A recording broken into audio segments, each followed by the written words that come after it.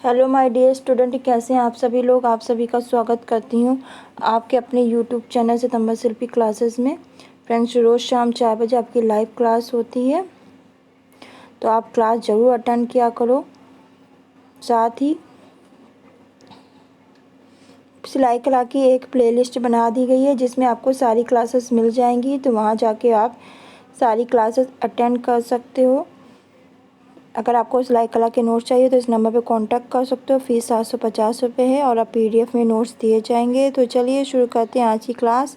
रोज़ मैं शाम को 4 बजे 10 क्वेश्चन प्रैक्टिस कराती हूँ और आप सभी लोग प्रैक्टिस किया करिए।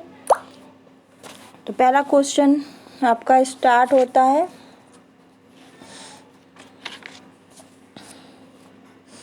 निम्नलिखित में से वस्त्र को डिजाइन करने की 3 प्रमुख विधि सम्मिलित नहीं होने वाली विधि है।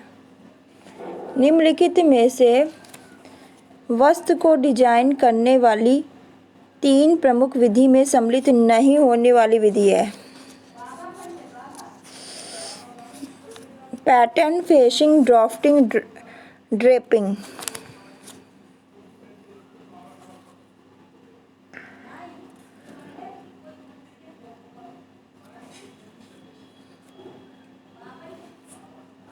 तो निम्नलिखित में से वस्त्र को डिजाइन करने वाली की 3 प्रमुख विधियों में सम्मिलित नहीं होने वाली विधि फेसिंग है। फिर नेक्स्ट क्वेश्चन है, कागज का वह टुकड़ा जिससे सीधा कपड़े पर रखकर वस्त्र तैयार करने की प्रक्रिया शुरू की जा सकती है, कहलाता है ड्राफ्ट, ड्रेपिंग, पैटर्न, डाट। तो कागज का वह टुकड़ा जिसे सीधा कपड़े पे रखकर वस्त्र तैयार करने की प्रक्रिया शुरू की जा सकती है, उसे हम पैटर्न कहते हैं। नेक्स्ट है, निम्नलिखित में से डिज़ाइन को विकसित करने का तीसरा तरीका कौन सा है। डिज़ाइन, ब्लॉक, ड्रेपिंग, पैडिट।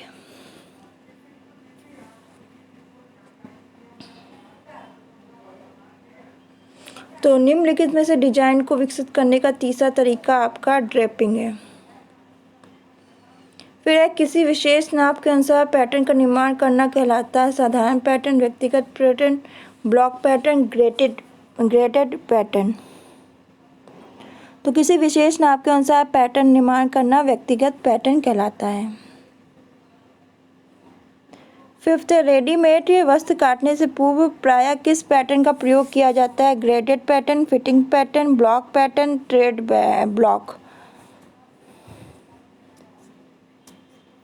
तो रेडीमेड वस्त्र काटने से पूर्व प्रायः किस पैटर्न का प्रयोग किया जाता है, तो फिटिंग पैटर्न का।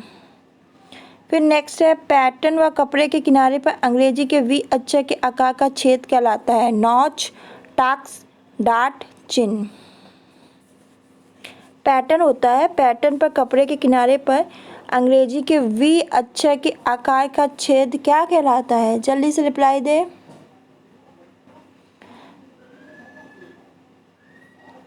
तो पैटर्न व कपड़े के किनारे पर अंग्रेजी के V अक्षर के आकार का छेद आपका नॉच कहलाता है ए। निम्नलिखित में से पैटर्न में परिवर्तन की तकनीक नहीं है। स्लैश एंड स्प्रेड तकनीक, पिवटल ट्रांसफर तकनीक, स्टैंडर्ड ब्लॉक तकनीक, C1 ट्रांसफर तकनीक। 7th का क्या राइट आंसर है। तो राइट आंसर इसमें है, निम्नलिखित में से पैटर्न में परिवर्तन की तकनीक नहीं है, C1 ट्रांसफर तकनीक। फिर नेक्स्ट है, वस्त्र को फिटिंग और आकार देने के लिए पैटर्न में से काटा गया एक त्रिकोण टुकड़ा कहलाता है। जो वस्त्र है हमारा, उसको फिटिंग के लिए, आकार देने के लिए पैटर्न में से काटा गया एक त्रिकोण टुकड़ा क्या कहलाएगा। टाक्स, डाट, कॉन्टूर, हेम।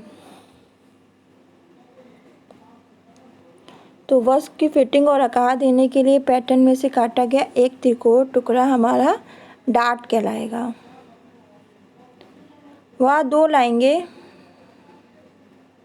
जो तिरछी चलती हुई पैटर्न पर एक विशेष बिंदु पर जाकर मिलती हैं क्या कहलाती हैं। वह 2 लाइनें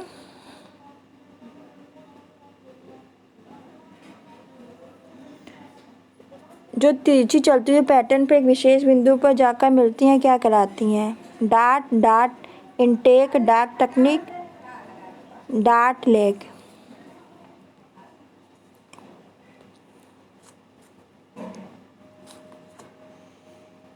तो स्टूडेंट आपको पता है वह दो लाइनें जो तेजी चलते हुए पैटर्न पे एक विशेष बिंदु पे जाकर मिलती हैं वो हमारी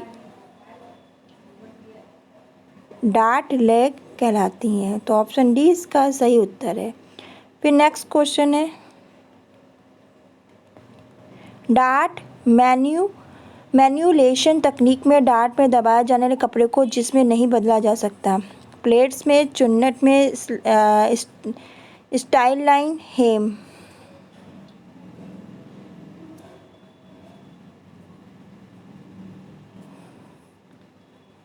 तो इसका आंसर जल्दी से रिप्लाई करें आप सभी लोग।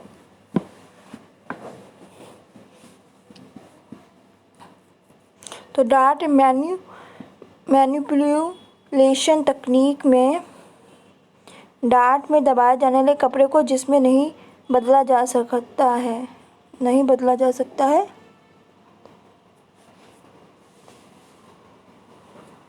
तो इसका राइट आंसर है हेम। तो फ्रेंड्स ये थे आज के टॉप 10 क्वेश्चन। इसी के साथ आज की क्लास फिनिश होती है। कल शाम 4 बजे हम लोग मिलेंगे लाइव क्लास में कुछ नए इम्पोर्टेंट 10 क्वेश्चन के साथ। साथ ही आपकी ये जो क्लास है वो सिलाई कला करके के प्लेलिस्ट बनी उसमें मैं सेव कर दूँगी। और अगर आपने इससे पहले की क्लासेस नहीं देखी तो उस प्लेलिस्ट में जाके आप इससे पहले क्लासेस दे सकते हो। तो फ्रेंड्स आज के लिए बस इतना ही, मिलते हैं कल। Bye bye, take care.